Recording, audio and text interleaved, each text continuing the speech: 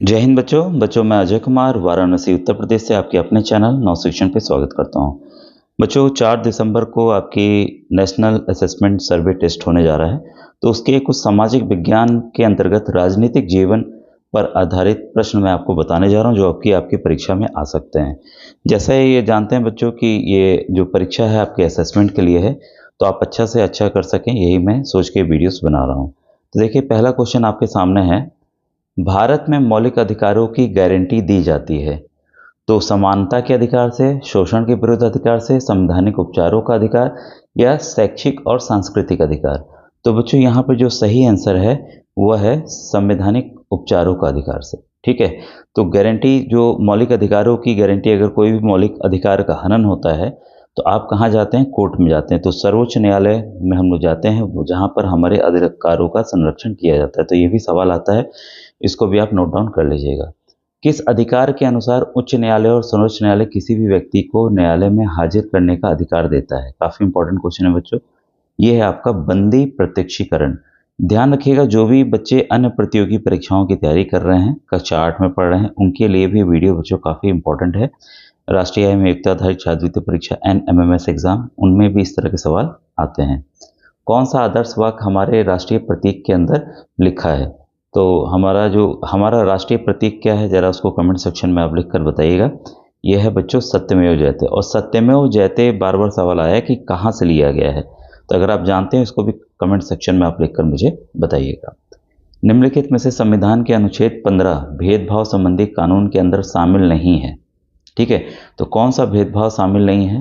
तो इसको हम लोग देखते हैं। देखिए, जन्म स्थान शामिल है, वंश शामिल है, जाति शामिल है, लेकिन जो भाषा है वो उसमें शामिल नहीं है। जो चौथे का उत्तर होगा स, यानी कि सी ऑप्शन। ठीक है, नेक्स्ट क्वेश्चन है, सर्वोच्च न्यायालय के न्यायाधीश को किसके द्वारा पद मुक्त किया जा सकता है? ठीक है, तो क्या राष्ट्रपति द्वारा, संसद द्वारा, केंद्रीय मंत्री द्वारा या सर्वोच्च न्यायालय के मुख्य न्यायाधीश द्वारा? तो यहाँ जो सही आंसर है वो है राष्ट्रपति द्वारा। ये भी काफी इंपॉर्टेंट क्वेश्चन बच्चों। 12 वर्ष के बच्चों को उसके पिता द्वारा विद्यालय नहीं भेजा जा रहा है, तो कौन से अधिकार का हनन हो रहा है? तो बच्चों अब देखिए, मुफ्त या अनिवार्य शिक्षा 6 से 14 वर्ष के बच्चों को दी जा रही है, तो ये मौलिक अधिकार में इस समय आ गया है। ठीक है, और ये कौन सा अधिकार है? शिक्षा का अधिकार है। तो काफी इंपॉर्टेंट क्वेश्चन है, इस पॉइंट को भी आप नोट डाउन कर लीजिएगा। संसद को भंग करने का अधिकार किसके पास है? क्या राष्ट्रपति के पास है, विपक्ष के नेता, संसद के दोनों सदनों में प्रस्ताव पारित करके? इनमें से कोई नहीं। तो सही आंसर है बच्चों वो है राष्ट्रपति के पास। ठीक है बच्चों, अगर वीडियो अच्छा लगे तो जरूर बताया कीजिए कमेंट सेक्शन में लिखकर। विद्यार्थी को कार चलाने का शौक पूरा करने है तो कम से कम उसकी आयु कितनी होनी चाहिए? तो कम से कम उसकी आयु बच्चों 18 वर्ष होना चाहिए। ये भी एकदम अलग क्वेश्चन है। ठीक है, राज्य की विधानसभाओं के चुनाव किस आधार पर किए जाते हैं? तो 9th का सही आंसर है बच्चों वयस्क मताधिकार पर। ठीक है, क्वेश्चन नंबर 9। ठीक है, इसके बाद है, निम्नलिखित किस राज्य में एक विधान परिषद है? ठीक है, तो ये इसका सही आंसर है बच्चों बिहार।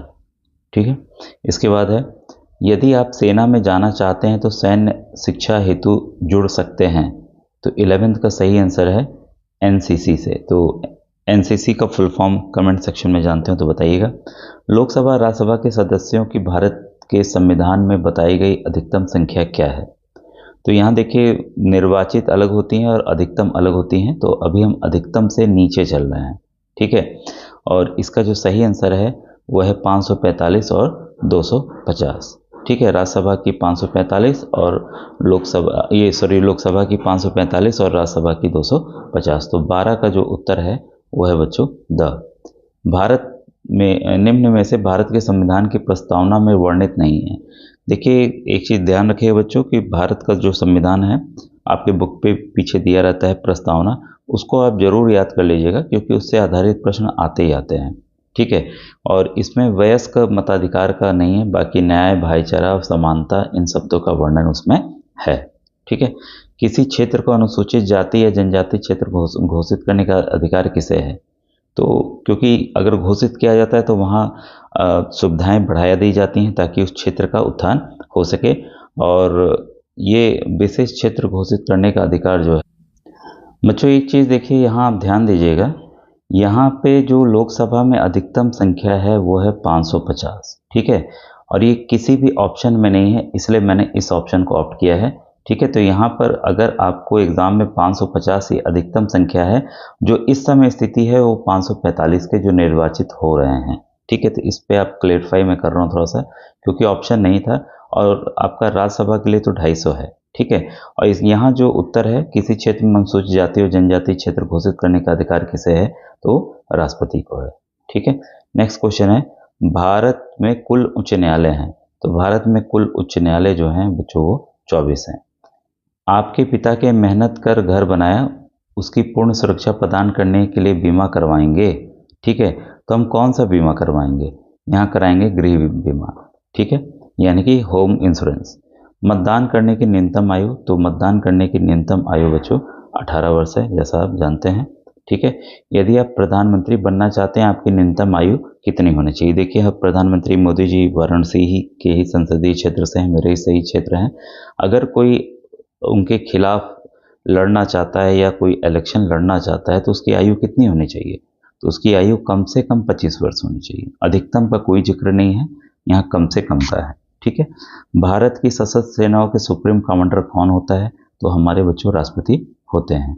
भारत में संशोधन किस अनुच्छेद के अंतर्गत है, तो कोई भी देखिए कोई नियम कानून बनाए जाते हैं, समय के साथ उसमें संशोधन होता है, तो संशोधन का उल्लेख बच्चों 368 में आर्टिकल नंबर 368 में है। ठीक है, ये भी इंपॉर्टेंट क्वेश्चन है। आपके गांव में नए सरपंच का चुनाव हुआ है, वे सरपंच पद पर कार्य करेंगे कितने वर्ष तक। तो जो इलेक्शंस गांव में होते हैं बच्चों, वो आपके जो चुने जाते हैं ग्राम प्रधान, वो 5 वर्ष के लिए चुने जाते हैं। वैसे ही अगर नगर निगम में है, तो अगर नगर निगम के लिए आए सवाल, तो पार्षद कितने समय के लिए चुने जाते हैं, तो वो भी 5 वर्ष के लिए चुने जाते हैं। बिक्री कर कौन सा है, तो देखिए अब तो कई तरह के कर लग रहे हैं इस समय। ठीक है, तो ये बिक्री कर जो है राज्य सरकार हमेशा लगाती है। निम्न में से राष्ट्रीयकृत बैंक है, तो राष्ट्रीयकृत बैंक जो है, जो राष्ट्रीय लेवल पे काम करता है, वो है स्टेट बैंक ऑफ इंडिया। ठीक है, SBI आप लोग जानते होंगे। परंपराओं, रीति रिवाजों और धार्मिक मान्यताओं पर आधारित कानून क्या कहलाते हैं, तो इन कानूनों को हम कहते हैं सामाजिक कानून। ठीक है, ऑप्शंस आप देख लीजिएगा। ठीक है, इसके बाद है आपका नेक्स्ट क्वेश्चन, नगर पालिका के वार्ड का मुखिया कौन होता है। अभी जस्ट मैंने बताया, नाम भी लिया था, उसे हम पार्षद कहते हैं। तो पार्षद भी जैसे ग्राम प्रधान चुने जाते हैं, तो पार्षद शहर के क्षेत्र में चुने जाते हैं, उनका भी कार्यकाल 5 वर्ष का होता है। भामाशाह योजना के अंतर्गत परिवार का मुखिया कौन होता है, तो इसका जो सही आंसर है वो है परिवार की महिला। किस प्रधानमंत्री ने समाजवाद की विचारधारा को प्रारंभ किया, तो इसका जो सही आंसर है वो है बच्चों पंडित जवाहरलाल नेहरू। उपराष्ट्रपति अध्यक्षता करता है, तो देखिए उपराष्ट्रपति जो है वो पदेन अध्यक्ष होता है राज्यसभा का। चाहे जो उपराष्ट्रपति बने, वो हमेशा अध्यक्षता वही करता है राज्यसभा की। ठीक है, ये ध्यान दीजिएगा बच्चों, सवाल कई बार आता है कि आपके जो हमारा संसद है, हमारी पार्लियामेंट है, ठीक है, उसके कौन कौन से अंग हैं। ठीक है, जो हमारी पार्लियामेंट है उसके कौन कौन से अंग हैं, तो 3 अंग हैं, याद रखिएगा। ठीक है, हमारे खुद प्रेसिडेंट हो गए, ठीक है, फिर आपकी लोकसभा हो गई और फिर आपकी राज्यसभा हो गई। तो ये 3 अंग आते हैं। तो आता है सवाल कि संसद का कौन सा अंग नहीं है, तो ये आप पॉइंट ध्यान रखिएगा। तो ये सवाल बदल के इस तरह से भी कई बार आते हैं। ठीक है, इसके बाद है जनरल एक अधिकारी पद है, तो जनरल किस का पद है, तो बच्चों ये थल सेना का है। अब देखिए जल सेना वायुसेना के अध्यक्ष को क्या कहते हैं, ये भी आप मुझे कमेंट सेक्शन में लिखकर बताइएगा। निम्नलिखित में से कौन सा मानक चिन्ह है, मानक मतलब जिसको मान्यता मिली है ISI का चिन्ह।